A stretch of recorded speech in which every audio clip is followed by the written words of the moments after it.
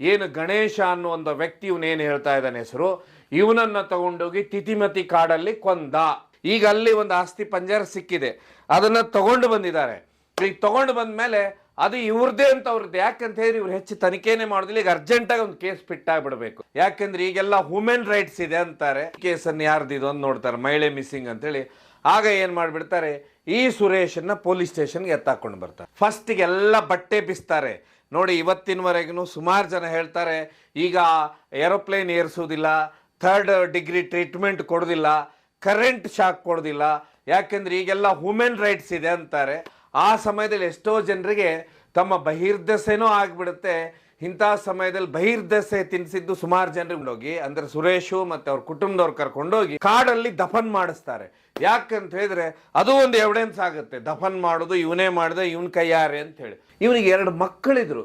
ಇದು ನೀವು ಲೆಕ್ಕ ಮಾಡಿ, ಆ ಮಕ್ಕಳಿಗೆ ಒಂದು 10-13 ವರ್ಷ ಅಂದ್ರೆ ಅವ್ರ ಜೀವನ ಏನಾಗಿರ್ಬೋದು. ಅಂದ್ರೆ ಇದೇ ಡೆಡ್ ಬಾಡಿ ಸಿಕ್ಕಿದ್ದ DNA ಬೇರೆ, ಏನೀಗ ಮಲ್ಲಿಗೆ ಅವರ ತಾಯಿಯ DNA ಬೇರೆ ಅಂತ 10 ಸರಿ ಹೇಳಿರ್ತಾನೆ ಈ ವ್ಯಕ್ತಿ. ಅವಳ ಫೋನನ್ನ ಚೆಕ್ ಮಾಡಿ, ಆದ್ರೆ ಫೋನ್ ಚೆಕ್ ಮಾಡು ಗೋಜಿಗೂ ಹೋಗುದಿಲ್ಲ. ಅದೇ ಸಮಯಕ್ಕೆ ಈ ಮಲ್ಲಿಗೆ ಮಡಿಕೇರಿಯ ಒಂದು ಹೋಟ್ಲಲ್ಲಿ ವೀಕ್ಷಕರೇ, ಅಳಿದು ಉಳಿದವರು ಕಂಡಂತೆ ಸ್ವಾಗತ ಸುಸ್ವಾಗತ. ಕೆಲವೊಂದು ಸಮಯ, ಅದರಲ್ಲೂ ವಿಶೇಷವಾಗಿ ಯಾವೆಲ್ಲ ಘಟನೆಗಳು ನಡೀತಾವೆ ರಾಜ್ಯದಲ್ಲಿ, ಯಾವ ರೀತಿ ಮನುಷ್ಯ ಜೈಲಿಗೆ ಹೋಗಿ ತಾನು ಅನುಭವಿಸಲಾರ್ದ ತಪ್ಪನ್ನ ಜೈಲಲ್ಲಿ ಅನುಭವಿಸ್ತಾನೆ ಅನ್ನೋದಕ್ಕೆ ಈ ಒಂದು ಕಥೆನೇ ಸೂಕ್ತವಾಗುತ್ತೆ. ಯಾಕಂತ ಹೇಳಿದ್ರೆ ಪೊಲೀಸರು ಮಾಡುವಂಥ ಎಡವಟ್ಟುಗಳು ಯಾವ ರೀತಿ ಇರ್ತಾವೆ ಅದರರ್ಥ ನಾವು ಒಮ್ಮೆ ರಾಜ್ಯದಲ್ಲಿ ಲೆಕ್ಕ ಮಾಡಬೇಕು. ಇಂಥವೆಷ್ಟು ಕೇಸ್ ಆಗ್ತಾವೆ ಅನ್ನೋದು, ವಿಶೇಷವಾಗಿ ಹಳ್ಳಿಗಾಡು ಅಥವಾ ಆದಿವಾಸಿಗಳು ವಾಸ ಮಾಡುವಂಥ ಸ್ಥಳಗಳಲ್ಲಿ. ಅದೇ ರೀತಿಯ ಒಂದು ಕೇಸು ನಿಮಗೆಲ್ಲ ಗೊತ್ತು, ಈಗಾಗಲೇ ರಾಜ್ಯದಲ್ಲಿ ಮನೆ ಮಾತಾಗಿ ಹೋಗಿಬಿಟ್ಟಿದೆ. ಅದನ್ನು ದೊಡ್ಡ ಮಟ್ಟದಲ್ಲಿ ಸಂಚಲನ ಸೃಷ್ಟಿಯಾಗಿದೆ. ಯಾಕಂದ್ರೆ ಹೇಳೋರು ಹೇಳೋದು ಹೇಗೆ ಹೇಳ್ತಾರೆ ಅಂತ ಹೇಳಿದ್ರೆ, ಒಂದು ವೇಳೆ ಇವಳು ಏನಾದರೂ ಪೊಲೀಸರ ಕಣ್ಣಿಗೆ ಕಾಣಿಸ್ಕೊಂಡಿದ್ರೆ ನಿಜವಾಗ್ಲೂ ಯಾರು ಅವಳ ಗಂಡನ ಮೇಲೆ ಕೇಸ್ ಮಾಡಿದ್ರು ನಿಜವಾಗ್ಲೂ ಇವಳನ್ನ ಮೇಲೇನೆ ಕಳಿಸ್ಬಿಡ್ತಿದ್ರು ಅನ್ನೋದಕ್ಕೆ. ಒಂದು ಹೆಣ್ಮಗಳನ್ನ ಮಾಡಿದಂಥ ಒಂದು ದೊಡ್ಡ ತಪ್ಪು ಇಡೀ ಅವ್ರ ಕುಟುಂಬನ ಹೇಗೆ ಆವರಿಸ್ಕೊಳುತ್ತೆ ಅನ್ನೋದಕ್ಕೆ ಇದೊಂದು ಕತೆ ಇದು. ಯಾಕಂತ ಹೇಳಿದ್ರೆ ಇದು ಎಲ್ಲರಿಗೂ ಎಚ್ಚರಿಕೆ ಆಗಲಿ, ಇದು ಎಲ್ಲರೂ ನೆನಪಲ್ಲಿ ಇಟ್ಕೋಬೇಕು. ಇದರಲ್ಲಿ ವಿಶೇಷವಾಗಿ ಏನಿವತ್ತು ತನಿಖೆ ಮಾಡ್ತಾರೆ ತನಿಖಾಧಿಕಾರಿಗಳು, ಇವರು ಯಾವೆಲ್ಲವನ್ನು ಅಂತ ಹೇಳಿದ್ರೆ ಯಾವತ್ತು ಯಾವ ವ್ಯಕ್ತಿಗೆ ಬಲ ಇಲ್ಲ, ಆ ಕೇಸ್ನಲ್ಲಿ ತಾಕತ್ತಿಲ್ಲ ಅಂದ್ಕೊಳ್ಳೆ ಆ ಕೇಸಿನ ಇಡೀಯಾಗಿ ಹಳ್ಳ ಹಿಡಿಸ್ತಾರೆ ಅನ್ನೋದಕ್ಕೆ ದಿ ಬೆಸ್ಟ್ ಎಕ್ಸಾಂಪಲ್ ಅಂದ್ರೆ ಇವತ್ತಿನ ಸೋಷಿಯಲ್ ಮೀಡಿಯಾ ಕಾಲದಲ್ಲಿ, ಮೊಬೈಲ್ ಕಾಲದಲ್ಲಿ. ಯಾಕಂದ್ರೆ ಹಿಂದೆ ಇಂಥ ಸಾವಿರಾರು ಕೇಸ್ ನಡೆದೋಗಿದೆ ಅಂತ ಸುಮಾರು ಜನ ಹೇಳ್ತಾರೆ. ಅದೇ ರೀತಿ ಈ ಕೇಸ್ ಆಗೋದು ಬೆಟ್ಟದಾಪುರದಲ್ಲಿ. ಬೆಟ್ಟದಾಪುರದ ಹತ್ರ ಶಿವಳ್ಳಿಯಲ್ಲಿ 15-16 ವರ್ಷದ ಹಿಂದೆ ಮದುವೆ ಆಗುತ್ತೆ. ಈ ಮದುವೆ ನಡೆಯುವುದಂತ ಹೇಳಿದ್ರೆ ಸುರೇಶ್ ಹಾಗೂ ಮಲ್ಲಿಗೆ ದಂಪತಿ ಮಧ್ಯೆ ಮದುವೆ ಆಗುತ್ತೆ. ಮದುವೆ ಆದ ನಂತರ ಇವರು ಸಂಸಾರ ಅಂತ ಹೇಳಿದ್ರೆ ಕೂಲಿ ಕಾರ್ಮಿಕರು, ನಿಮಗೆಲ್ಲ ಗೊತ್ತು. ಹೀಗೆ ಅವರ ಜೀವನಾನ ಅವ್ರು ನಡೆಸ್ಕೊಂಡು ಹೋಗ್ತಾ ಇರ್ತಾರೆ. ಮಕ್ಕಳು, 2 ಮಕ್ಕಳು ಇರ್ತಾರೆ ಇವರು ಸಂಸಾರದಲ್ಲಿ. ಅದೇ ಸಮಯಕ್ಕೆ ಈ ಮಲ್ಲಿಗೆ 2020ನೇ ಇಸ್ವಿಯಲ್ಲಿ 3 ದಿವಸ ನಾನು ಹೋಗಿ ಬರ್ತೇನೆ ಅಂತ ಹೇಳಿ ಮನೆ ಬಿಟ್ಟು ಹೋಗ್ಬಿಡ್ತಾಳೆ. ಯಾಕಂತ ಹೇಳಿದ್ರೆ ಇದೊಂದು ದೊಡ್ಡ ಸಮಸ್ಯೆ ಹೆಣ್ಮಕ್ಳದು. ಈ ಹೆಣ್ಮಕ್ಳಿಗೆ ಒಂದು ಸಂಸಾರ, ತಮ್ಮ ಮಕ್ಕಳು, ಅತ್ತೆ, ತಮ್ಮ ತಾಯಿ ಎಲ್ಲ ಜೀವನ ಇರುವತ್ತಿಗೆ ಬಿಟ್ಟು ಹೋಗ್ತಾರಂದ್ರೆ ಅರ್ಥ ಆಗೋದಿಲ್ಲ. ಬಿಟ್ಟು ಹೋಗ್ಬಿಡ್ತಾಳೆ. ಯಾವಾಗ ಬಿಟ್ಟು ಹೋಗ್ತಾಳೆ, ಇವ್ರು ಏನು ಮಾಡಿಬಿಡ್ತಾಳೆ, 3 ದಿವಸ ಬಿಟ್ಟು ಬರ್ತೇನೆ ಅಂದಿದ್ದಾಳೆ ಅಂಥೇಳಿ ಇವರು ಅಲ್ಲಿ ಇಲ್ಲಿ ಅಂತ ಹೇಳಿದ್ರೆ ಅವಳನ್ನ ಹುಡುಕೋದಿಲ್ಲ. 3ನೇ ದಿವಸ ಹೋಗಿ ಬೆಟ್ಟದಾಪುರದ ಪೊಲೀಸ್ ಸ್ಟೇಷನಲ್ಲಿ ಕಂಪ್ಲೇಂಟ್ ಕೊಡ್ತಾರೆ. ಕಂಪ್ಲೇಂಟ್ ಕೊಟ್ಟ ನಂತರ, ಯಾಕಂದ್ರೆ ಈ ಬೆಟ್ಟದಾಪುರ ಅಂತ ಹೇಳಿ ಬಂದ ಕೂಡಲೇ ಇದು ನಿಮ್ಗೆಲ್ಲರಿಗೂ ಗೊತ್ತು, ಮಡಿಕೇರಿ ಮತ್ತೆ ಮೈಸೂರು ಮಧ್ಯ ಬರುವಂಥದ್ದು. ಇಲ್ಲಿ ವಿಶೇಷವಾಗಿ ಬೆಟ್ಟದ ಮೇಲೆ ದೇವಸ್ಥಾನಗಳು ಎಲ್ಲ ಇದಾವೆ, ತುಂಬ ದೊಡ್ಡ ಟೂರಿಸ್ಟ್ ಪ್ಲೇಸು ಹೌದು. ಹೀಗೆ ಕಂಪ್ಲೇಂಟ್ ಕೊಡ್ತಾರೆ. ಇದಾಗಿ 1 ವರ್ಷ ಆಗುತ್ತೆ. ಹೀಗಾಗಿ ಇದಾದ ಮೇಲೆ 1 ವರ್ಷದ ನಂತರ ಅಂತ ಹೇಳಿದ್ರೆ ಈಗ ಏನಾಗುತ್ತೆ ಅಂತ ಹೇಳಿದ್ರೆ, ಸಾಮಾನ್ಯ ಜನ ಪದೇ ಪದೇ ಪೊಲೀಸ್ ಸ್ಟೇಷನ್ಗೆ ಹೋಗಬೇಕು, ಅಲ್ಲಿ ಹೊರಗೆ ನಿಲ್ಲಬೇಕು ಕೈ ಕಟ್ಕೊಂಡು. ಯಾವಾಗ ನಮ್ದೇನಾಯ್ತು ಅಂತ ಕೇಳಿದ್ರೆ ನಿಂದಾಗುತ್ತೆ ನಡಿಯಪ್ಪ ಅಂತಾರೆ, ಅದು ಸಹಜ. ಅಲ್ಲಿ ನಿಮ್ಗೆಲ್ಲರಿಗೂ ಗೊತ್ತು, ಇದು ನೋಡಿದಂಥವ್ರಿಗೆ ಎಲ್ಲರಿಗೂ ಗೊತ್ತಿರುತ್ತೆ. ಅದೇ ರೀತಿ ವ್ಯಕ್ತಿ ಪೊಲೀಸ್ ಸ್ಟೇಷನಲ್ಲೇ ಅನುಭವ ಆಗ್ತಿರುತ್ತೆ. ಪ್ರತಿ ದಿವಸ ಹೆಂಡತಿಯನ್ನು ಹುಡ್ಕೊಂಡು ಹೋಗ್ತಾ ಇರ್ತಾನೆ. ಇದೆಲ್ಲಕ್ಕಿಂತ ವಿಶೇಷವಾಗಿ ನಾವೊಂದು ಅರ್ಥ ಮಾಡಬೇಕು, ಅವನ ಹೆಂಡತಿ ಒಟ್ಟಿಗೆ ಮಾತಾಡ್ತಾನೆ. ಆವಾಗ ಅವನಿಗೆ ಗೊತ್ತಿರುತ್ತೆ ಅವನ ಹೆಂಡತಿ ಇನ್ನೊಬ್ಬನೊಟ್ಟಿಗೆ ಹೋಗಿದ್ದಾಳೆ ಗಣೇಶ್ ಅನ್ನೋ ವ್ಯಕ್ತಿ ಒಟ್ಟಿಗೆ. ಅದನ್ನು ಪೊಲೀಸ್ ಸ್ಟೇಷನ್ ಹೇಳ್ತಾನೆ. ಆಮೇಲೆ ಫೋನ್ನಲ್ಲೂ ನಾನು ಮಾತಾಡಿದೆ ಅಂತ ಹೇಳ್ತಾನೆ. ಎಲ್ಲ ಹೇಳಿದ್ರು ಪೊಲೀಸರು ಹಾಗೆ ಕಾಲ ತಳ್ತಾ 1 ವರ್ಷ ಆಗುತ್ತೆ. ಅಂದ್ರೆ 2021 ಬರುತ್ತೆ. 21ಕ್ಕೆ ಪೊಲೀಸರಿಗೆ ಒಂದು ಶವ ಸಿಗುತ್ತೆ ಅಂತ ಹೇಳಿದ್ರೆ, ಅಂದ್ರೆ ಯಾವಾಗೋ ಸತ್ತಿದಂತ ಡೆಡ್ ಬಾಡಿ ಸಿಗುತ್ತೆ ಕಾಡಿನಲ್ಲಿ. ಸಿಕ್ಕಂತ ಒಂದು ಏನ್ ಮಾಡ್ತಾರೆ, ಎಲ್ಬನ್ನ ತಗೊಂಡು ಬರ್ತಾರೆ. ತಗೊಂಡು ಬಂದ ನಂತರ ಏನು ಈ ಎಲ್ಲ ಕೇಸು ಚೆಕ್ ಮಾಡ್ತಾರೆ. 1 ವರ್ಷದಿಂದ ಒಂದು ಮಿಸ್ಸಿಂಗ್ ಕಂಪ್ಲೇಂಟ್ ಇಲ್ಲ, ಕಂಪ್ಲೇಂಟ್ ಆಗಿರುತ್ತೆ. ಕೇಸನ್ನು ಯಾರ್ದಿದು ಅಂತ ನೋಡ್ತಾರೆ, ಮಹಿಳೆ ಮಿಸ್ಸಿಂಗ್ ಅಂತೇಳಿ. ಆಗ ಏನ್ ಮಾಡ್ಬಿಡ್ತಾರೆ, ಈ ಸುರೇಶನ್ನ ಪೊಲೀಸ್ ಸ್ಟೇಷನ್ಗೆ ಎತ್ತಾಕೊಂಡು ಬರ್ತಾರೆ. ಎತ್ತಾಕೊಂಡು ಬಂದ ಕೂಡಲೇ ಕೇಳ್ತಾರೆ, ಈ ರೀತಿ ಒಂದು ಡೆಡ್ ಬಾಡಿ ಸಿಕ್ಕಿದೆ ಅಂತ ಹೇಳ್ತಾರೆ. ಆಗ ಹೇಳ್ತಾರ ಅವರು, ಸರ್ ಅದು ನಮ್ಮ ಆ ರೀತಿ ಅಲ್ಲದು, ನನ್ನ ಹೆಂಡತಿ ಫೋನು ಅಟೆಂಡ್ ಮಾಡಿದಾಳೆ, ಇದೆಲ್ಲದಕ್ಕಿಂತ ಹೆಚ್ಚಾಗಿ ಕುಶಾಲ್ ನಗರದ ಹತ್ರ ಇದ್ದಾಳ ಅವಳು, ದಯವಿಟ್ಟು ಹುಡುಕಿ ಅಂದ್ರೆ, ಇಲ್ಲ ನಿನ್ನ ಹೆಂಡತಿನ, ಇದು ನಿನ್ನ ಹೆಂಡತಿದೆ ಡೆಡ್ ಬಾಡಿ ಅಂತಾರೆ. ಆಮೇಲೆ ಹಾಗೇನೇ ಸ್ವಲ್ಪ ಟೈಮ್ ಹೋದಾಗನೆ ನಿನ್ನ ಹೆಂಡತಿ ನೀನೇ ಕೊಂದಿದ್ಯಾ ಅಂತಾರೆ. ಆಗ ಅವನು ನನ್ನ ಹೆಂಡತಿನ ಕೊಂದೇ ಇಲ್ಲ ಅಂತಾನೆ. ಯಾಕೆಂತ ಹೇಳಿದ್ರೆ ಇಲ್ಲಿ ಒಂದು ವಿಷಯ ನಾನು ಹೇಳ್ಬಿಡ್ತೇನೆ, ತುಂಬಾ ಈ ಭಾಗದಲ್ಲಿ ಕೂಲಿ ಕಾರ್ಮಿಕರು ಇರ್ಬೋದು, ಕೆಲಸ ಮಾಡುವಂಥವ್ರೆಲ್ಲ ಪಾಪ ಕಷ್ಟಪಟ್ಟು ಕಾಫಿ ಎಸ್ಟೇಟು ಅಲ್ಲಿ ಇಲ್ಲಿ ಕೆಲಸ ಮಾಡುವಂಥವ್ರಿಗೆ ಮಾತು ನಮ್ಮಷ್ಟೇ ಚೆನ್ನಾಗಿ ಮಾತಾಡ್ಲಿಕ್ಕೆ ಬರೋದಿಲ್ಲ. ಅವ್ರಿಗೆ ಎಷ್ಟು ಅರ್ಥ ಆಗುತ್ತೆ ಅಷ್ಟೇ ಮಾತಾಡ್ತಾರೆ. ಇದನ್ನು ವಿಶೇಷವಾಗಿ ನಾವು ಆನೆಗಳ ಕಾರ್ಯಾಚರಣೆ ಮಾಡಿದಂಥ ವಿಷಯಗಳಲ್ಲೂ ನಾವು ನೋಡ್ತಿರ್ತೇವೆ. ಅವರು ವಿಶೇಷವಾಗಿ ಸ್ವಲ್ಪ ಅಂದರೆ ಅವರು ಹಳೇ ಸ್ಟೈಲಲ್ಲೇ ಅವ್ರು ಮಾತಾಡ್ತಾರೆ. ಅದೇ ರೀತಿ ಸುರೇಶು ಪೊಲೀಸರಿಗೆ ಉತ್ತರ ಕೊಟ್ಟಾಗ ಏನು ಮಾಡಿಬಿಡ್ತಾರೆ ಅಂದರೆ, ಒಂದು ಪೊಲೀಸರದ್ದು ಒಂದು ರೂಮ್ ಇರುತ್ತೆ ಒಂದಂತ ಹೇಳಿದ್ರೆ. ಯಾಕಂತ ಹೇಳಿದ್ರೆ ಈಗ ಅಲ್ಲಿ ಒಂದು ಆಸ್ತಿ ಪಂಜರ ಸಿಕ್ಕಿದೆ, ಅದನ್ನು ತಗೊಂಡು ಬಂದಿದ್ದಾರೆ. ಈಗ ತಗೊಂಡು ಬಂದ ಮೇಲೆ ಅದು ಇವ್ರದ್ದೇ ಅಂತ ಅವ್ರದ್ದು. ಯಾಕಂತ ಹೇಳಿ ಇವ್ರು ಹೆಚ್ಚು ತನಿಖೆನೇ ಮಾಡೋದಿಲ್ಲ. ಈಗ ಅರ್ಜೆಂಟಾಗಿ ಒಂದು ಕೇಸ್ ಬಿಟ್ಟಾಗ್ಬಿಡ್ಬೇಕು. ಒಂದು ಮಿಸ್ಸಿಂಗ್ ಕಂಪ್ಲೇಂಟ್ ಹೆಣ್ಮಗಳದು, ಇನ್ನೊಂದು ಕಡೆ ಇನ್ನೊಂದು ಡೆಡ್ ಬಾಡಿದು ಆಸ್ತಿ ಪಂಜರ ಸಿಕ್ತು ಅಂದ್ಕೊಳ್ಳೇನೆ ಮತ್ತೆ ಅದು ಮೇಲ್ ನಿಂತ್ರೆ ಎನ್ಕ್ವೈರಿಗಳೆಲ್ಲ ಶುರುವಾಗ್ಬಿಡ್ತಾವೆ. ಕೇಸ್ ಆಯ್ತಾ, ಕೇಸ್ ಇಲ್ಲ ಅಂತೇಳಿ. ಹೀಗಾಗಿ ಮತ್ತೆ ಸ್ಟೇಷನ್ನಲ್ಲಿ ಕೂತ್ಕೊಳ್ಳೋದು ಕಷ್ಟ ಆಗುತ್ತೆ. ಹೀಗಾಗಿ ಇವ್ರೇನು ಮಾಡಿಬಿಡ್ತಾರೆ, ಇವನನ್ನು ಟಾರ್ಚರ್ ರೂಮಲ್ಲಿ ಸುರೇಶನ್ನ ತಗೊಂಡೋಗ್ತಾರಂತೆ. ಅದೇ ವ್ಯಕ್ತಿ ಹೇಳಿದ್ದಿದ್ದು ಬಾಯಲ್ಲಿ. ಫಸ್ಟಿಗೆ ಎಲ್ಲ ಬಟ್ಟೆ ಬಿಸ್ತಾರೆ ನೋಡಿ. ಇವತ್ತಿನವರೆಗೂ ಸುಮಾರು ಜನ ಹೇಳ್ತಾರೆ, ಈಗ ಏರೋಪ್ಲೇನ್ ಏರಿಸೋದಿಲ್ಲ, 3rd ಡಿಗ್ರಿ ಟ್ರೀಟ್ಮೆಂಟ್ ಕೊಡೋದಿಲ್ಲ, ಕರೆಂಟ್ ಶಾಕ್ ಕೊಡೋದಿಲ್ಲ, ಯಾಕೆಂದ್ರೆ ಈಗೆಲ್ಲ ಹ್ಯೂಮನ್ ರೈಟ್ಸ್ ಇದೆ ಅಂತಾರೆ.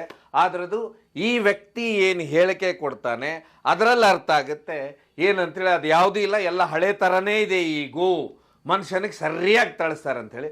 ಫಸ್ಟಿಗೆ ಒಂದು ಗೆಸ್ಟ್ ಹೌಸ್ಗೆ ಯಾವಾಗೂ ಎಲ್ಲ ನಾವು ಸುಮಾರು ಜನರ ಸಂದರ್ಶನದಲ್ಲೂ ನೋಡ್ತೇನೆ, ಪೊಲೀಸರು ಯಾರನ್ನಾದರೂ ಬಾಯಿ ಬಿಡಿಸ್ಬೇಕಾ ಅಥವಾ ಅವನು ಒಪ್ಪಿಸ್ಬೇಕಾಗಿದ್ರೆ ಯಾವುದಾದ್ರೂ ಒಂದು ಅನಾಮಧೇಯ ಜಾಗದಲ್ಲಿ ಒಂದು ಗೆಸ್ಟ್ ಹೌಸ್ ಇರುತ್ತೆ, ಅಲ್ಲಿ ತಗೊಂಡೋಗಿ ಫಸ್ಟಿಗೆ ಸರಿಯಾಗಿ ಹೊಡಿತಾರಂತೆ. ಹೊಡೆದೆಲ್ಲ ಬಟ್ಟೆ ಬಿಚ್ಚಿ ಹೊಡಿತಾರೆ. ಹೊಡೆದಾದ ನಂತರ ಒಪ್ಕೋ ಅಂತೇಳಿ ಮನುಷ್ಯ ಎಷ್ಟು ಅಂತೇಳಿ, ಸಾಮಾನ್ಯ ಮನುಷ್ಯ ಆ ಹಗ್ಗದಕ್ಕೇನು ಲಾಳ ಎಲ್ಲ ಕಟ್ಟುತ್ತಾರೆ, ಆ ವ್ಯಕ್ತಿ ಎಷ್ಟಂತ ತಡ್ಕೊಳ್ಳಿಕ್ಕೆ ಸಾಧ್ಯ. ಕೊನೆಗೆ ಅಲ್ಲಿ ಒಪ್ಕೊಳ್ಳಿಲ್ಲ ಅಂದರೆ ಕರೆಂಟ್ ಕೊಡ್ತಾರೆ. ಎಷ್ಟೋ ಕೇಸುಗಳಲ್ಲಿ ನಾವು ಕೇಳಿದ್ದು ಹಿಂದೆ ಸಂದರ್ಶನಗಳಲ್ಲಿ, ಆ ಸಮಯದಲ್ಲಿ ಎಷ್ಟೋ ಜನರಿಗೆ ತಮ್ಮ ಬಹಿರ್ದಸೆನೂ ಆಗಿಬಿಡುತ್ತೆ. ಇಂಥ ಸಮಯದಲ್ಲಿ ಬಹಿರ್ದಸೆ ತಿನ್ನಿಸಿದ್ದು ಸುಮಾರು ಜನರಿಗೆ ಉದಾಹರಣೆನೂ ಇದೆ. ಈ ರೀತಿ ಎಲ್ಲ ಆ ರೀತಿ ವಿಕೃತವಾಗಿ ನಡ್ಕೊಂಡ್ಬಿಡ್ತಾರೆ. ನಡ್ಕೊಂಡ ಮನುಷ್ಯನಿಗೆ ಫಸ್ಟ್ ಇಲ್ಲಿಂದ ಹೊರಗೆ ಹೋದ್ರೆ ಸಾಕಾಗ್ಬಿಟ್ಟಿರುತ್ತೆ ಅಂತ ಹೇಳಿ ಏನಾಗ್ಬಿಡುತ್ತಂದ್ರೆ, ಕೆಲವೊಬ್ರು ಮಾತಾಡೋದಷ್ಟು ಕಲೆ ಇರೋದಿಲ್ಲ, ಬೇರೆಯವ್ರ ಥರ ಸುಳ್ಳು ಹೇಳಲಿಕ್ಕೆ ಬರೋದಿಲ್ಲ. ಇಂಥ ವ್ಯಕ್ತಿಗಳು ಏನು ಮಾಡಿಬಿಡ್ತಾರೆ, ಹಳ ಹೋಗ್ಲಿ ಅಂಥೇಳಿ ಈ ವ್ಯಕ್ತಿ ಒಪ್ಕೊಂಡು ಬಿಡ್ತಾನೆ. ಒಪ್ಕೊಂಡ ನಂತರ ಈ ವ್ಯಕ್ತಿ ಏನಾಗುತ್ತೆ ಅಂತ ಹೇಳಿದ್ರೆ, ವ್ಯಕ್ತಿ ಫಸ್ಟಿಗೆ ಇವ್ರು ಬರ್ಕೊಳ್ತಾರೆ, ಇವನು ಇಲ್ಲಿದ್ದ ಅಂದ ಕೂಡಲೇ ಏನು ಗಣೇಶ ಅನ್ನೋ ಒಂದು ವ್ಯಕ್ತಿ ಇವನೇನು ಹೇಳ್ತಾ ಇದ್ದಾನೆ ಹೆಸರು, ಇವನನ್ನ ತಗೊಂಡೋಗಿ ತಿತಿಮತಿ ಕಾಡಲ್ಲಿ ಕೊಂದ. ಅದಾದ ನಂತರ ಇವನ ಹೆಂಡತಿಗೆ ಅಕ್ರಮ ಸಂಬಂಧ ಇದೆ ಅಂತ ಹೇಳಿ ಬೆಟ್ಟದ ಪುರದೆ ಇಲ್ಲಿ ಬಂದು ಇಲ್ಲೇನ್ ಮಾಡೋದಂದ್ರೆ, ಹೆಂಡತಿನ ಕರ್ಕೊಂಡೋಗಿ ಹೆಂಡತಿಗೆ ಚೆನ್ನಾಗಿ ಕುಡಿಸಿ ತಾನು ಕುಡಿದು ಕಾಡಲ್ಲಿ ಹೋಗಿ ಆ ಡೆಡ್ ಬಾಡಿಯಲ್ಲಿ ಸಿಕ್ಕಿರುತ್ತೆ ಅಲ್ಲಿ ಕೊಂದ ಅನ್ನುವಂಥದ್ದು ತಯಾರು ಮಾಡ್ತಾರೆ. ಅದಾದ ಮೇಲೆ ಅವರ ತಾಯಿ ಅಂದರೆ ಏನು ಅವನ ಹೆಂಡತಿಯ ತಾಯಿ ಗೌರಿ ಅಂತಿರ್ತಾರೆ, ಈ ಗೌರಿಯನ್ನ ಕರೆಸ್ತಾರೆ ಸ್ಟೇಷನ್ನಲ್ಲಿ. ಈಗ ಆ ಹೆಣ್ಮಗಳು ಪಾಪ ಅವರು ಕೂಲಿ ಕಾರ್ಮಿಕರು, 60-65 ವರ್ಷ ಆಗಿರುತ್ತೆ. ಅವ್ರಿಗೆ ಏನಂದ್ರೆ ಇವ್ರು ಏನು ಹೇಳ್ತಾರಂತೆ ಗೊತ್ತಾಗೋದಿಲ್ಲ. ಯಾಕಂದ್ರೆ ನಮಗೆ ಗೊತ್ತಾಗುತ್ತೆ ಸುಮಾರು ಸಂದರ್ಶನ ಮಾಡಿದಾಗ ಅವ್ರು ಯಾವ ರೀತಿ ಅಂತೇಳಿ, ನನಗೆ ಗೊತ್ತಿಲ್ಲಪ್ಪ ಈ ರೀತಿ ಮಾತಾಡೋಂಥವ್ರನ್ನ ಪೊಲೀಸ್ ಸ್ಟೇಷನ್ ತೊಗೊಂಡು ಬರೀತಾರೆ. ಖಾಲಿ ಪೇಪರಲ್ಲಿ ಏನು ಮಾಡ್ತಾರೆ ಅಂದ್ರೆ ಆ ಹೆಬ್ಬಟ್ಟು ಹಾಕಿಸ್ಕೊಳ್ತಾರೆ. ಅದಾದ ನಂತರ ಅವರ ಮೊಮ್ಮಗ ಅಂತ ಹೇಳಿದ್ರೆ ಏನು ಈ ವ್ಯಕ್ತಿ ಸುರೇಶ್ ಇದ್ದಾನೆ, ಸ್ವತಃ ಮಗನ ಹತ್ರನೇ ನಿನ್ನ ತಾಯಿನ ಬರಿ ಅಂತೇಳಿ ಇದು ಎಲ್ಲವನ್ನು ಸುರೇಶ್ ಅಂತಿದ್ದಾರೆ, ಇವರೇ ಹೇಳ್ತಾರೆ ಇದನ್ನೆಲ್ಲ. ಆವಾಗ ಅವರಿಬ್ರು ಬರೀತಾರೆ. ಬರದಾದ ನಂತರ ಏನು ಮಾಡಿಬಿಡ್ತಾರೆ ಅಂದರೆ, ಈ ಏನು ಗೌರಿ ಅಂತಿದ್ದಾರೆ ಇವರದ್ದು DNA ಹಾಗೆ ಆ ಏನು ಒಂದು ಇದರಲ್ಲಿ ಸಿಗುತ್ತೆ ಅಂದ್ರೆ ಪಂಜರ ಸಿಕ್ಕಿರುತ್ತೆ, ಅದರ DNA ಟೆಸ್ಟ್ಗೆ ಬೆಂಗಳೂರಿಗೆ ಕಳಿಸ್ತಾರೆ. ಕಳಿಸಿದ ನಂತರ ಇದೇ ವ್ಯಕ್ತಿ ಹತ್ರ ಕರ್ಕೊಂಡೋಗಿ ಏನ್ ಮಾಡ್ಬಿಡ್ತಾರೆ ಅಂದ್ರೆ ಇವ್ರನ್ನೇ ಕರ್ಕೊಂಡೋಗಿ ಅಂದ್ರೆ ಸುರೇಶು ಮತ್ತೆ ಅವ್ರ ಕುಟುಂಬದವ್ರು ಕರ್ಕೊಂಡೋಗಿ ಕಾಡಲ್ಲಿ ದಫನ್ ಮಾಡಿಸ್ತಾರೆ. ಯಾಕಂತ ಹೇಳಿದ್ರೆ ಅದು ಒಂದು ಎವಿಡೆನ್ಸ್ ಆಗುತ್ತೆ, ದಫನ್ ಮಾಡೋದು ಇವನೇ ಮಾಡಿದೆ, ಇವನ್ ಕೈಯಾರೆ ಅಂತ ಹೇಳಿ. ಅದಕ್ಕೆ ಕಾಡಲ್ಲಿ ಕರ್ಕೊಂಡೋಗಿ ಅವನು ಅವಾಗ್ಲೂ ಹೇಳ್ತಾನಂತೆ, ಇದಲ್ಲ ಸರ್ ಯಾಕೆ ಮಾಡಿಸ್ತೀರಾ ಸುಮ್ಮನೆ ಅಂದ್ರೆ, ಅಂತಿಮ ವಿಧಿವಿಧಾನವನ್ನೆಲ್ಲ ಮಾಡಿಸ್ತಾ ಅಂದ್ರೆ ಕಾಯಿ ಕರ್ಪೂರ ಎಲ್ಲ ಕೊಟ್ಟು ಮಾಡಿಸ್ತಾರೆ. ಸ್ವತಃ ಸುರೇಶ್ ಅನ್ನೋ ವ್ಯಕ್ತಿನೇ ತಮ್ಮ ಬಾಯಲ್ಲಿ ಹೇಳ್ತಾರೆ ಇದನ್ನೆಲ್ಲಾನು, ಇದೆಲ್ಲ ಇದು ಮಾಡಂತೇಳಿ. ಅದೆಲ್ಲ ಫೋಟೋ ಗೀಟೋ ಮಾಡ್ಕೊಳ್ತಾರೆ. ಅದಾದ ನಂತರ ಈ ಕೇಸಿನಲ್ಲಿ ಆಶ್ಚರ್ಯ ಅಂತ ಹೇಳಿದ್ರೆ, ಈ ಕೇಸು ಪತ್ತೆ ಆಗಲಾರ್ದಂತ ಕೇಸನ್ನ ಪತ್ತೆ ಹಚ್ಚೇ ಬಿಟ್ರು ಅಂತ ಹೇಳಿ ಪೊಲೀಸರುಗಳಿಗೂ ಈ ಕೇಸಲ್ಲಿ ಸನ್ಮಾನಗಳು ಆಗ್ಬಿಡ್ತಾವೆ. ತುಂಬಾ ವಿಚಿತ್ರ ಅಂತ ಹೇಳಿದ್ರೆ ಚಾರ್ಜ್ ಶೀಟು ಸಲ್ಲಿಸಿಬಿಡ್ತಾರೆ. ಯಾಕಂದ್ರೆ ಇವರು ಚಾರ್ಜ್ ಶೀಟ್ ಸಲ್ಲೋದಕ್ಕೆ ಇಷ್ಟು ದಿವಸ ಅಂತಿರುತ್ತೆ. ಒಂದು ಡೆಡ್ ಬಾಡಿ ಯಾವುದೋ ಅಂದ್ರೆ ಸಿಕ್ತು, ಅನಾಥ ಶವ ಸಿಕ್ತು ಅಂದ್ರೆ ಅದಕ್ಕೊಂದು ಚಾರ್ಜ್ ಶೀಟ್ ಸಲ್ಲಿಸೋದಕ್ಕೆ 90 ದಿವಸ. ಇನ್ನೂ DNA ರಿಪೋರ್ಟ್ ಬಂದಿರೋದಿಲ್ಲ. ಆಗ್ಲೇನೆ ಏನ್ ಮಾಡ್ಬಿಡ್ತಾರೆ ಅಂದ್ರೆ ಪೊಲೀಸರು ಅದನ್ನ ಚಾರ್ಜ್ ಶೀಟು ಸಲ್ಲಿಸ್ತಾರೆ. ಮೈಸೂರಿನಲ್ಲಿ ಜೈಲ್ನ ಇರ್ತಾರೆ. ಇಲ್ಲಿ ಸುಮಾರು ವಕೀಲರು ಏನಂತ ಹೇಳಿದ್ರೆ ಈ ರೀತಿಯ ವ್ಯಕ್ತಿಗಳಿಗೆ ತುಂಬಾ ಸಹಾಯ ಮಾಡುವಂತವ್ರು ಸುಮಾರು ವಕೀಲರು ಈ ರೀತಿ ಓಡಾಡ್ತಾ ಇರ್ತಾರೆ. ಇದೇ ರೀತಿ ಈ ವ್ಯಕ್ತಿಯ ಅದೃಷ್ಟಕ್ಕರು, ಇಲ್ಲ ಅಂದ್ರೆ ಈ ಅಮಾಯಕ ಜೈಲಲ್ಲೇ ಬೀಳ್ಬೇಕಾಗಿತ್ತು. ಇದೆಲ್ಲಕ್ಕಿಂತ ವಿಚಿತ್ರ ಅಂತ ಹೇಳಿದ್ರೆ ಸುರೇಶ್ ಅನ್ನಂತವನು, ಇವನಿಗೆ 2 ಮಕ್ಕಳಿದ್ರು. ಇದು ನೀವು ಲೆಕ್ಕ ಮಾಡಿ, ಆ ಮಕ್ಕಳಿಗೆ ಒಂದು 10-13 ವರ್ಷ ಅಂದ್ರೆ ಅವ್ರ ಜೀವನ ಏನಾಗಿರ್ಬೋದು. ಯಾಕಂದ್ರೆ ಇವ್ರ ಮನೆಗಳೆಲ್ಲ ಹೇಗಿರ್ತಾವ ಅಂದ್ರೆ ಚಿಕ್ಕ ಚಿಕ್ಕ ಮನೆಗಳಿರ್ತಾವೆ. ಅವತ್ತು ದುಡ್ದು ಅವತ್ತೇ ತಿನ್ಬೇಕು. ಅವ್ರ ಪರಿಸ್ಥಿತಿ ಇದನ್ನ ನಾವು ಅರ್ಥ ಮಾಡ್ಬೇಕು. ಅವ್ರ ಮನೆ ಪರಿಸ್ಥಿತಿ ಆಗಿರ್ತದೆ, ಅಲ್ಲಿ ಯಾರು ದುಡಿಯೋರು ಇರೋದಿಲ್ಲ. ಆ ಮಕ್ಕಳು ಏನಾಗಬೇಕು. ತುಂಬಾ ವಿಚಿತ್ರ ಅಂದ್ರೆ ಆ ಮಕ್ಕಳನ್ನ ಸಾಕ್ತಾ ಇದ್ದಿದ್ದು ಯಾವ ಗೌರಿ ಅನ್ನೋರು ಅಂದ್ರೆ ಅತ್ತೆ, ಏನು ಈ ಮಲ್ಲಿಗೆಯ ತಾಯಿ ಸ್ವತಃ ಆ ಮೊಮ್ಮಕ್ಕಳನ್ನ ಕಟ್ಕೊಂಡು ಅವ್ರ ಜೀವನ ನಡೆಸೋದು. ಅದಾದ ಮೇಲೆ ಇಲ್ಲಿ ಅಳಿಯ ನೋಡಿದ್ರೆ ಜೈಲಲ್ಲಿ, ಅಂದ್ರೆ ಅವ್ರ ಜೀವನ ಅಂತೂ ಬರ್ಬಾದ್ ಆಗ್ಬಿಟ್ಟಿರುತ್ತೆ. ಆ ಮಕ್ಕಳದು ಈ ಅತ್ತೆದು ಜೀವನ ಪೂರ್ತಿ ಬರ್ಬಾದ್ ಆಗ್ಬಿಟ್ಟಿರುತ್ತೆ. ಅದಾಗ್ಲೇನೆ ಅಲ್ಲಿ 2020ರಿಂದ 2024 ಬಂದು ಬಿಟ್ಟಿರುತ್ತೆ. 24 ಬಂದ ನಂತರ ಬರೋಬ್ಬರಿ ಅದಾಗ್ಲೇನೆ 5 ವರ್ಷ ಆಗ್ತಾನೆ ಬಂದಿರುತ್ತೆ. ಇದ್ರ ಮಧ್ಯೆ ಈ ವ್ಯಕ್ತಿ 2 ವರ್ಷ ಜೈಲಲ್ಲೇ ಇರ್ತಾರೆ. ಇದ್ರ ಮಧ್ಯೆ ಇವನು ಪುಣ್ಯಕ್ಕೆ ಏನು ಇರಲಾರ ಸಮಯದಲ್ಲಿ ಲಾಯರ್ ಸಿಗ್ತಾರೆ. ಲಾಯರ್ ಸಿಕ್ಕಂತವ್ರು ಏನಾಗುತ್ತೆ ಅಂದ್ರೆ DNA ರಿಪೋರ್ಟ್ ಏನಾಯ್ತು ಅಂತ ನೋಡ್ತಾರೆ. ಆಗ DNA ರಿಪೋರ್ಟ್ ನೆಗೆಟಿವ್ ಬರುತ್ತೆ, ಅಂದ್ರೆ ಮ್ಯಾಚ್ ಆಗ್ಲಿಲ್ಲ. ಅಂದ್ರೆ ಇದೇ ಡೆಡ್ ಬಾಡಿ ಸಿಕ್ಕಿದ್ದ DNA ಬೇರೆ, ಏನೀಗ ಮಲ್ಲಿಗೆ ಅವರ ತಾಯಿಯ DNA ಬೇರೆ ಅಂತ. DNA ಮ್ಯಾಚ್ ಆಗುದಿಲ್ಲ. ಯಾವ DNA ರಿಪೋರ್ಟ್ ಮೇಲೆ ಇವರು ಚಾರ್ಜ್ ಶೀಟ್ ಮಾಡಿರ್ತಾರೆ ಅವ್ರು ಏನ್ ಮಾಡ್ಬಿಡ್ತಾರೆ, ನ್ಯಾಯಾಲಯ ಕೇಸ್ ಹಾಕ್ತಾರ ಲಾಯರು.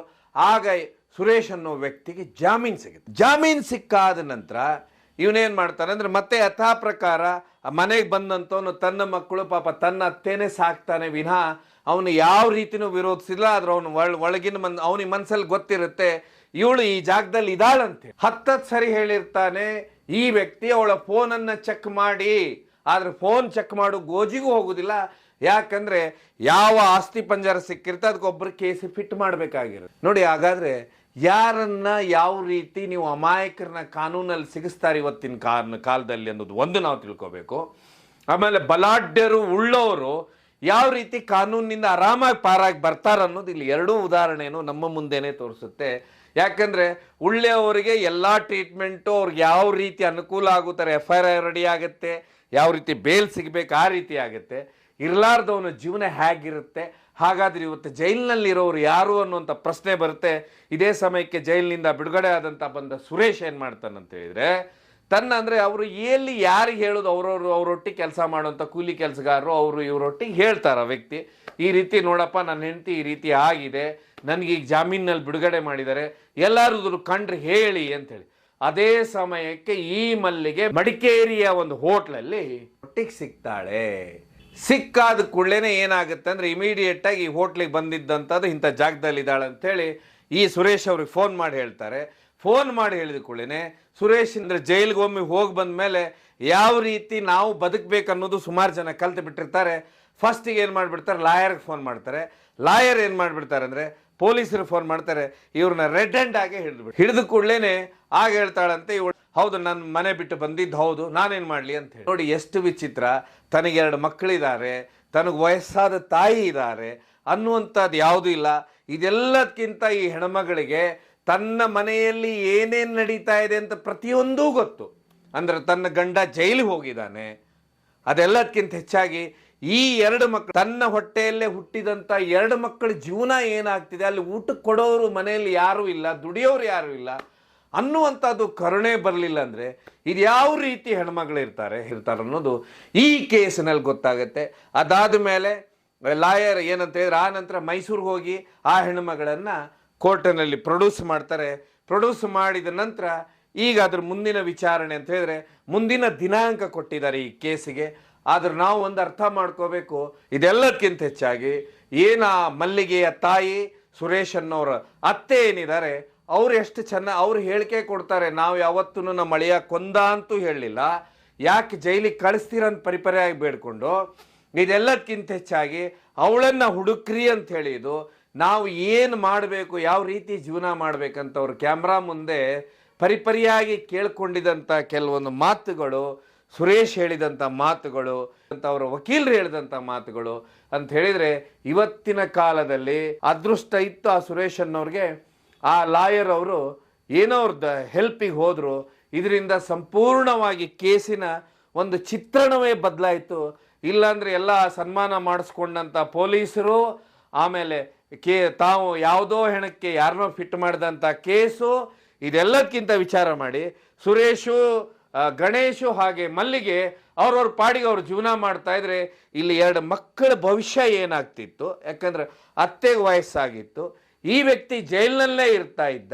ಯಾಕಂತ ಹೇಳಿದ್ರೆ ಇವೆಲ್ಲ ಬೇಲ್ ಮಾಡ್ಕೊಳ್ಳೋದು, ಇವೆಲ್ಲ ವಿಷಯಗಳು ತಮ್ಮ ಪಾಡಿ ತಾವು ಮುಚ್ಚಿಟ್ಟು ಬಿಟ್ಟಿದ್ರೆ ಏನಾಗ್ತಿತ್ತು ಈ ಕೇಸಿನಲ್ಲಿ ಅಂಥೇಳಿ ನಾವು ಇವತ್ತು ಯೋಚನೆ ಮಾಡಬೇಕು. ರಾಜ್ಯದಲ್ಲಿ ಈ ರೀತಿ ಎಷ್ಟು ಕೇಸುಗಳನ್ನು, ಆ ಕೇಸಿಗೆ ಒಂದು ಅಂತಿಮ ರೂಪ ಕೊಡಬೇಕಂಥೇಳಿ ಎಷ್ಟು ಕೇಸ್ನ ಮುಚ್ಚಾಕಿದಾರೋ ಗೊತ್ತಿಲ್ಲ. ಇದೇ ರೀತಿ ರಾಜ್ಯದಲ್ಲಿ ಎಷ್ಟು ಜನ ಜೈಲಲ್ಲಿದ್ದಾರೋ ಗೊತ್ತಿಲ್ಲ ಇವತ್ತಿನವರೆಗೆ. ಯಾಕಂತ ಹೇಳಿದ್ರೆ ಇಲ್ಲೇ ಗೊತ್ತಾಗುತ್ತೆ, ದುಡ್ಡಿರ್ಲಾರ್ದವನಿಗೆ ಯಾವುದೂ ಇಲ್ಲ ಈ ಕಾನೂನಲ್ಲಿ ಅವಕಾಶಗಳು, ದುಡ್ಡಿರೋವನಿಗೆ ಅವನು ಏನೇ ಮಾಡಲಿ ಎಲ್ಲ ಅವಕಾಶಗಳು ಇದಾವನ್ನುವಂಥದ್ದು ತುಂಬ ಈ ಕೇಸಿನಲ್ಲಿ ಸಿಗ್ತಾ ಇದೆ. ನೋಡಬೇಕಿಲ್ಲಿ ಮುಂದೆ ಈ ಕೇಸ್ ಏನಾಗುತ್ತೆ ಅಂಥೇಳಿ. ಯಾಕಂದ್ರೆ ಒಬ್ಬ ವ್ಯಕ್ತಿ ತನ್ನ 2 ವರ್ಷ ಜೀವನ ಜೈಲಲ್ಲಿ ಹಾಳಾಗುತ್ತೆ. ಇದೆಲ್ಲದಕ್ಕಿಂತ ವಿಚಿತ್ರ ಅಂದರೆ ಮುಂದೆ ಏನೋ ವ್ಯಾಸಂಗ ತಗೊಂಡು ಈ ದೇಶದ ಒಂದು ನಾಗರಿಕರಾಗುವಂಥ 2 ಮಕ್ಕಳ ಜೀವನ ಇಲ್ಲಿ, ಇದು ನಾವು ಅರ್ಥ ಮಾಡ್ಕೋಬೇಕು. ಯಾವ ರೀತಿ ಮನುಷ್ಯನಿಗೆ, ಒಂದು ಹೆಣ್ಮಗಳಿಗೆ, ತಾಯಿ ಆದಂಥವಳಿಗೆ ತನ್ನ ಮನಸ್ಸಲ್ಲಿ ಯಾವತ್ತೂ ಅಂತ ಹೇಳಿದ್ರೆ ಆ ಮಮತೆಗಳೇ ಇರಲಾರ್ದಾಗ ಏನಾಗುತ್ತಂತ ಈ ಕೇಸ್ ಹೇಳುತ್ತೆ. ಆಮೇಲೆ ಪೊಲೀಸರು ತಾವು ತನಿಖೆ ಮಾಡುವ ಹೊತ್ತಿಗೆ ತಮ್ಮ ಇದಕ್ಕೆ ಅರ್ಜೆಂಟಾಗಿ ಒಂದು ಕೇಸನ್ನ ಮುಗಿಸಾಕಬೇಕು ಅನ್ನೋ ಅವಸರಕ್ಕೆ ಬಿದ್ದರೆ ಏನಾಗುತ್ತಂಥೇಳಿ ಯಾವುದೇ ವ್ಯಕ್ತಿಯನ್ನು ನೋಡಿ ನಾವು ಯಾವ ಕೇಸಲ್ಲೂ ಅವನ್ನ ಫಿಟ್ ಮಾಡಬಾರ್ದಂತ ಈ ಕೇಸ್ ಗೊತ್ತಾಗುತ್ತೆ. ಸೊ ಒಟ್ಟಾರೆಯಾಗಿ ಕಾದು ನೋಡುವ ಏನಾಗುತ್ತಂಥೇಳಿ. ಇದೇ ರೀತಿ ರಾಜ್ಯದಲ್ಲಿ ಸುಮಾರು ಕಡೆ ಈ ರೀತಿಯ ಘಟನೆಗಳು ನಡೆದೇ ಹೋಗಿರ್ತವೆ. ಸುಮಾರು ಜನ ಈ ರೀತಿಯ ವ್ಯಕ್ತಿಗಳಿರ್ತಾರೆ. ಆಯಾ ಯಾರಾದರೂ ಈ ರೀತಿಯ ವಿಶೇಷವಾದ ಒಳ್ಳೆ ಕೆಲಸ ಮಾಡಬೇಕನ್ನೋ ವಕೀಲರಿದ್ದರೆ ಖಂಡಿತವಾಗ ಇಂಥವ್ರನ್ನ ದಯವಿಟ್ಟು ಈ ರೀತಿ ಜೈಲುಗಳಲ್ಲಿ ಮೀಟಾಗಿ ಅವ್ರ ಕಥೆಗಳನ್ನ ಕೇಳಿದಾಗ ಗೊತ್ತಾಗ್ಬೋದು ಈ ರೀತಿ ನಮ್ಮ ರಾಜ್ಯದಲ್ಲಿ ಇನ್ನೂ ಎಷ್ಟು ಸಾವಿರ ಕೇಸ್ಗಳಿದಾವೆ ಅಂತ ಹೇಳಿ ಗೊತ್ತಾಗ್ಬೋದು ಅಂತ ಹೇಳ್ತಾ ಈ ಕಾರ್ಯಕ್ರಮವನ್ನು ಮುಗಿಸ್ತೇನೆ. ಇದು ಕೇವಲ ಜನಜಾಗೃತಿಗೋಸ್ಕರ ಕಾರ್ಯಕ್ರಮ ನೋಡಿ ಧನ್ಯವಾದ.